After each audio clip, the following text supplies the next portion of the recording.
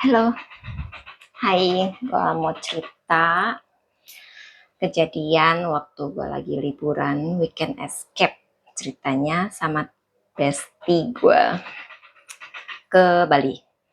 Waktu itu kita pulang dari kantor, izin pulang lebih cepat, kita flight sore. Jadi nyampe Balinya tuh malam, nggak malam-malam banget. Jadi habis check in, kita jalan tuh.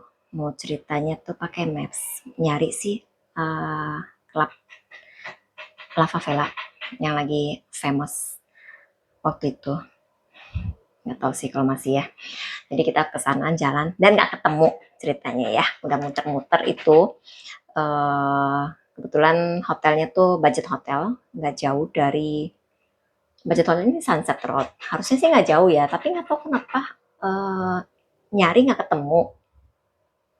Jadi cuman muter-muter itu lagian jalan sepanjang situ, terus akhirnya karena nggak ketemu dan jauh juga ya jalannya ya, akhirnya kita balik tuh ke hotel sekitar jam 12 kurang gitu udah balik ke hotel. Terus ya udahlah, bersih bersih karena nggak tahu mau ngapain, ya udah kita bobo, kita tidur.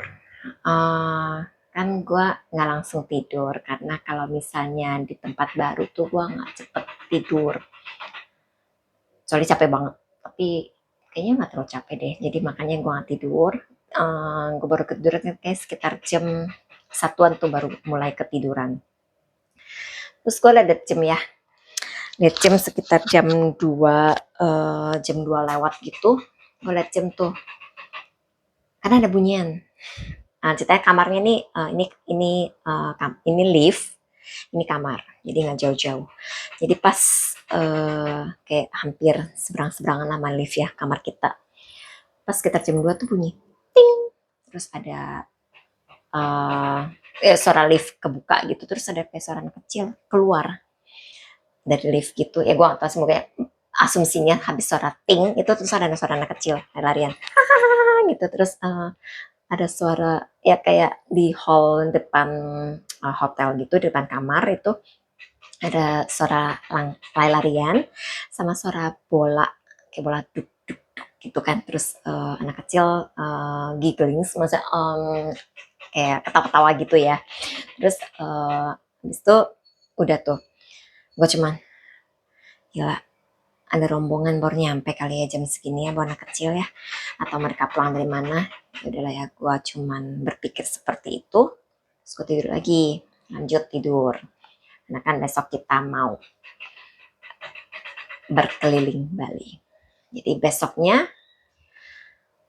ya cuman ya apa yang lu lakukan lah di Bali, cuman beach club kayak gitu-gitu ya. Cuman muter-muterin, ya bukan cuman sih, emang apa agendanya cuman muter-muterin beach club, santai di beach club aja.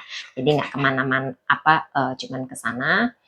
Terus di beach club cuman lay-lay lah ya ceritanya. Terus kayak gitu ya udah selesai, pulang, terus kita dinner, kita bersih-bersih. Tadinya mau pergi ke klub tapi kok capek, habis itu juga ya, beach club itu nggak murah men. Terus belum lagi makannya, dia cuma kasih lo voucher yang kalau ditukar tuh cuma dapat pizza sama minum, nggak cukup seharian makan. Terus sama lain-lainnya, pokoknya intinya karena ini budget weekend escape ceritanya, jadi ya irit. Jadi malam itu kita, kenapa ya nggak nyari klub ya, aku juga lupa. Jadi kayaknya Pak ada ya, ada kayaknya udah pulang tuh dari Kuldesak. Oh iya bener, kita ke Kuldesak. Jadi pas pulang dari situ uh, masih tengah malam, tapi mungkin capek juga ya, udah seharian muter-muter. Jadi ya udah akhirnya gue sama bestie gue ini tidur ceritanya. Terus ya udah selesai lah ya, kita hari ini juga capek, habis gue foto-fotoin dia sesi bikini kayaknya udah capek banget. Jadi udah akhirnya kita tidur aja. And you know what, sekitar jam 2an lagi bunyi yang sama, bunyi lift, ting, bunyi. Terus kayak deja vu, anak kecil itu keluar lagi, kayak Layla kayak gitu, terus bunyi suara bola duk. Terus gue mikir, kok sama gitu loh. Sekalipun tuh, sekarang gue mikir, anak siapa yang lepas tiap jam 2 gitu kan, jam 2 pagi ya. Terus udah gitu lari-larian, lempar bola, ketawa yang sama, dengan pola yang sama. Gak persis sih, ya bisa dibilang persis sih, jadi pokoknya sama lah ya, seperti itu. Terus gue cuma, aduh, mau ngecek, lu mau ngecek keluar buka masih ogah ya, mending gue terus lihat mumpung dan kebetulan juga ada temen di samping, jadi no issue lah. Bodo amat lah ya, gitu. Gue cuma mikir, ya udahlah ya, ya memang begitu ya, mungkin juga emang hotelnya ya seharusnya sih sip hotel sih seperti itu, cuman ini kok real banget gitu loh. Terus 2 malam berturut-turut lagi, gila loh, kasih gue istirahat kayak. Terus ini enggak, jadi bener-bener ya udah, gue cuman udahlah ya, lanjutin aja tidur lagi besok pulang ini, jadi udah nggak di hotel ini lagi. Ya udah, akhirnya gue lanjutin tidur, dan besok paginya habis makan, habis packing, kita check out. Nggak mau rugi, penerbangan selalu malam, biasanya lebih murah malam. Terus ya udah, beres-beres, kita mobil masih kan dari booking sampai malam. Jadi kita jalan-jalan tuh keliling-keliling toko di Legian Seminyak yang lucu-lucu kan. Terus bahkan butiknya juga lucu-lucu. Jadi kita muter-muter di situ, makan, terus parkir mobilnya juga di daerah Seminyak Square. Muter-muter juga di toko-toko di Seminyak Square. Sampailah akhirnya udah maghrib nih istilahnya, udah malam lah ya, udah jam 6 lewat. Terus ini flight bentar lagi loh, ya flightnya jam 9. Terus gue bilang, yuk, kita harus ke airport nih. Terus buru-buru udah tuh. Biasa, kalau belum mepet tuh kayak nggak ada adrenaline rush gitu, kayak nggak afdol ya. Terus kita lari tuh. Kita lari ke apa namanya, kayak bukan lari sih, maksudnya tuh nyetirnya agak ngebut gitu ke airport. Terus teman gue nyetir.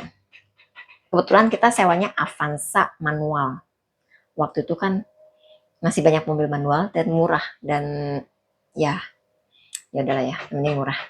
Ya udah, dia nyetir, gue liat maps dengan 2 handphone. Satu handphone dia, satu handphone gue. Satu loading sinyalnya susah, satu handphonenya ada sekarat mau mati tuh, the low bat. Yang satu Lola. Terus dia nanya, teman gue ini nanya, lihat mana em? Terus gue lihat mana ya? Tunggu ya, gue juga bingung nih. Kok ini muter? Ini sih, aduh, lurus sih.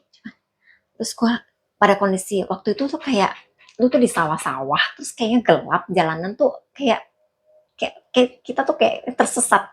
Gue punya feeling seperti itu. Terus gue bilang, apa kita salah jalan ya deh? Apa kita putar balik aja? Waktu ngomong gue putar balik, apa kita putar balik ya? Terus pas gue liat ke belakang begini, jeng jeng,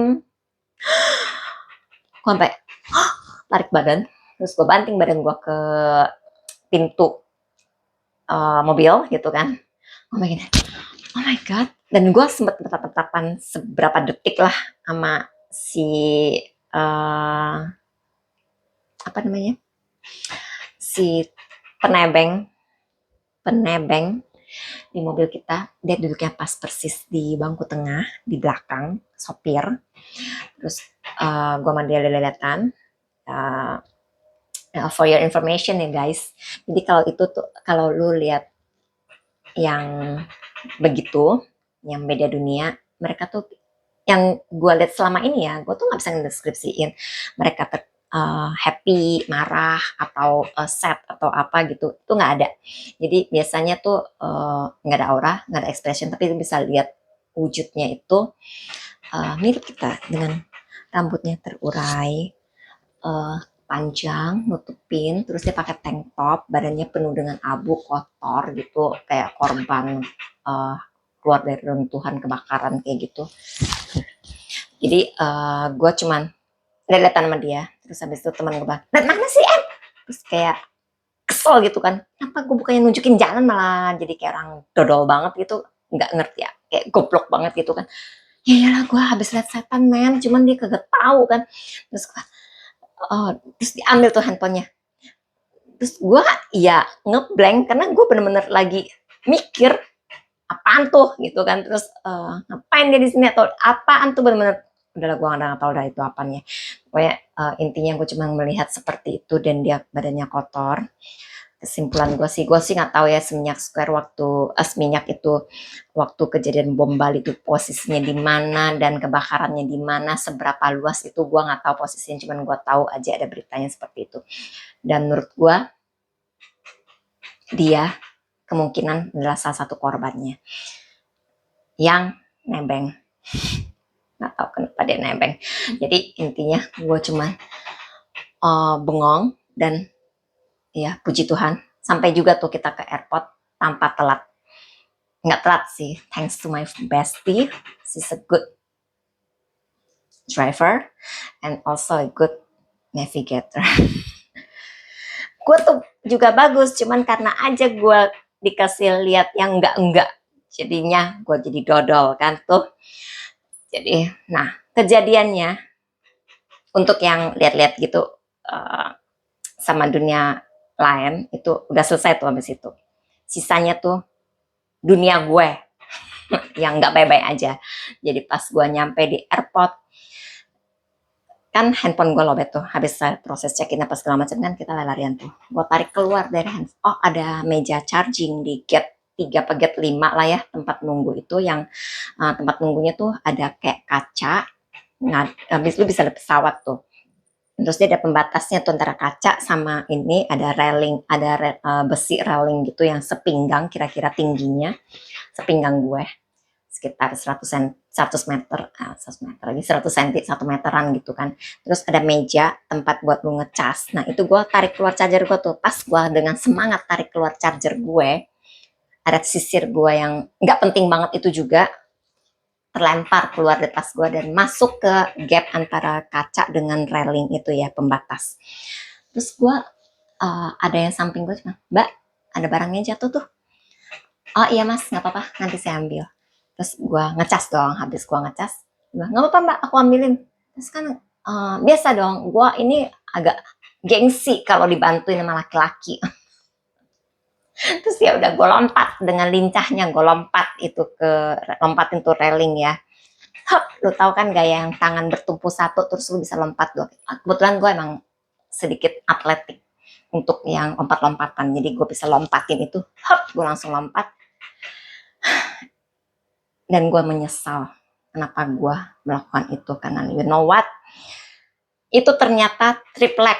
Jadi pas gue lompat mendaratkan berat badan gue di triplek itu yang gak bakalan kuat nahanin gue, ngejeblos itu sepanjang kaki gue, ngebaret sampai ke bawah, ke paha atas gue, seret. Bukan sakitnya yang sakit, tapi malunya itu yang sakit ya. Itu satu gate yang lagi nunggu semuanya bruk. Ada apa mbak? Kenapa mbak? Mbak, baik-baik aja mbak? Sehat mbak? Gue cuma ngeliatin, oh my god, banyak banget ngeliatin gue. Dan kenapa gue jadi pendek? Ya iyalah, gue jadi pendek. Orang gue ngejeblok satu kaki, sampai ke hampir sepinggang gue ya itu, gue ngejeblok ke bawah situ. Dan akhirnya gue dibantu keluar dari situ. Terus lu tau gak, temen gue cuman, Mira, kenapa lu? Sehat lu? Luar biasa tuh emangnya temen gue itu ya. Dan dia tuh munculnya belakangan setelah yang lain daripada bubar. Kayaknya dia malu jadi temen gue. Jadi ya, pertanyaan itu dia nongol itu setelah barisan para penunggu di gate ini hilang. Dia baru nongol nanyain, cuma bertanya doang. Yang lain pada udah ya gue keluar dibantuin, terus dibantuin yang ada di situ lah ya, orang-orang gue juga gak tahu siapa. Dan nggak lama petugas keamanan nongol. Mbak, kenapa bisa begitu? Karena kan itu bolong ya. Terus iya mas, tadi susir aja jatuh ke situ. Kenapa nggak minta bantuan? Saya pikir kan deket mas, tinggal saya ambil aja. Terus dia, tapi ini gimana nih kerugiannya? Yaudah mas, itu saya udah dipanggil tuh, saya flightnya udah mau jalan. Terus gue kasih doang kartu nama gue itu, yang masih RM. Terus CRM sih. Terus ya udah gue kasih tuh, gue bilang ya udah mas nanti hubungin aja kalau emang harus ganti rugi, kabarin aja nanti saya transfer. Itu saya udah dipanggil flightnya, nggak mungkin mas nahan saya di sini juga. Padahal mah mungkin mungkin aja ya, toh gue merusak properti. Terus tapi ya udahlah, gue naik aja ke pesawat dan akhirnya tidak ada permintaan gue untuk ganti rugi atau apapun itu.